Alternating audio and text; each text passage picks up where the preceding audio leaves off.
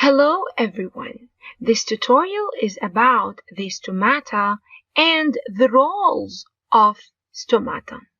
Stomata, as you guys can see, are tiny pores or holes inside the leaf surface which allow the following to exchange. It allows carbon dioxide to diffuse in for photosynthesis. Moreover, it allows oxygen made during photosynthesis to diffuse out.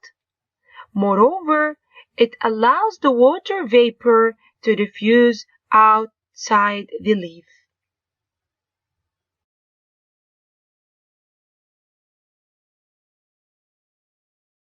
Most of the stomata are found on the underside of the leaf surface. Moreover, as you guys can see, the stomata are surrounded by a pair of cells called the guard cells. The guard cells play an important role in regulating the rate of transpiration by opening and closing the stomata. As you guys can see, when the water gets to the leaves, some of it evaporates into the air. This is called transpiration.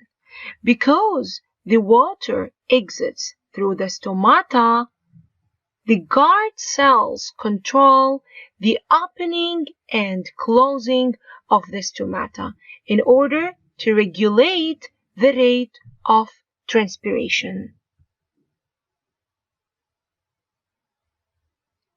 It is actually a process driven by the turgor pressure created by the water.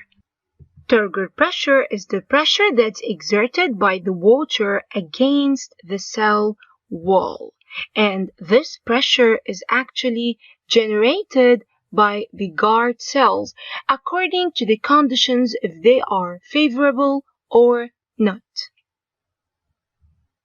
When the environmental conditions are favorable, the guard cells pump in solutes by active transport, increasing the turgor, and so it opens the stomata. On the other side, when the water becomes scarce, hormonal signals from the roots can trigger turgor loss from the guard cells. So this closes the stomatal pore and so conserve the water inside.